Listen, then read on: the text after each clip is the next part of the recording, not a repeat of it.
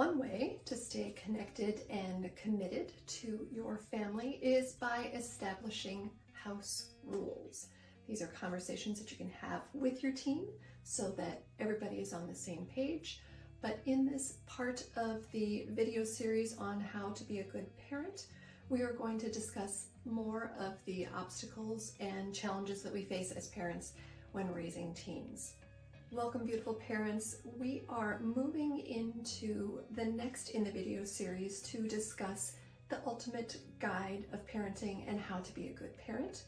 And in this portion of the series, we are going to be diving deeper into house rules and how you can maintain a happy home by having some of these house rules.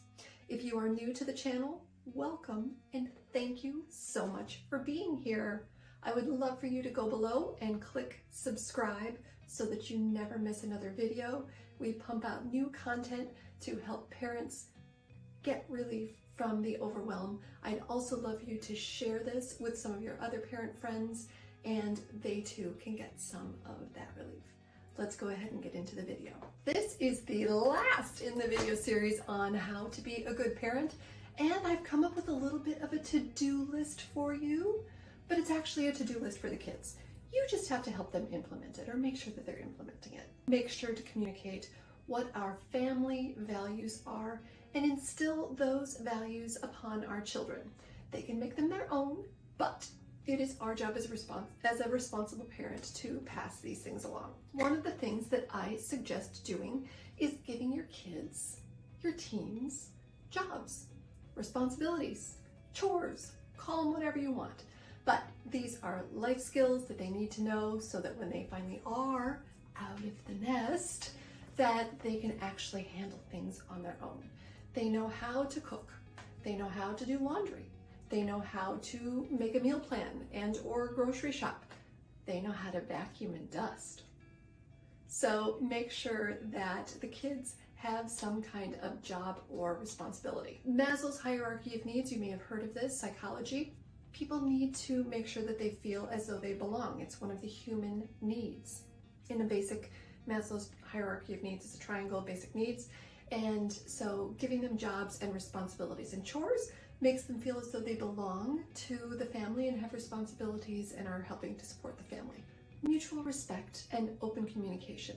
So communication is a two-way street. We've talked about this before.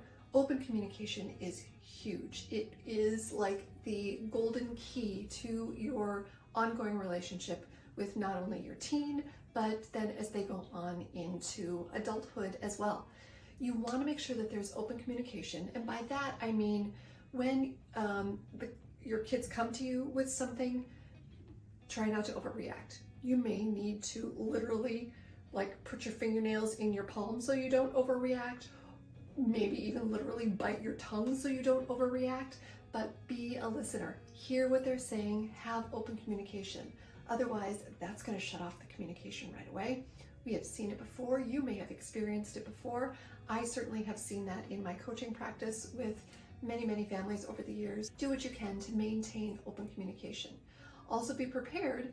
I'm giving you some examples from my own life that you are going to be presented with some conversations that you never thought that you were going to have, but I would much rather have them have those conversations with you, and I'm sure you would too. So not only for things that are going on in their lives, but things that may be going on in their friends' lives, that those kids may not have the type of relationship that your child has with you, and so you may be ipso facto the person that your child or they need to come to. Make sure that they know how to take care of their body, or that they are actually going through the acts of taking care of their body.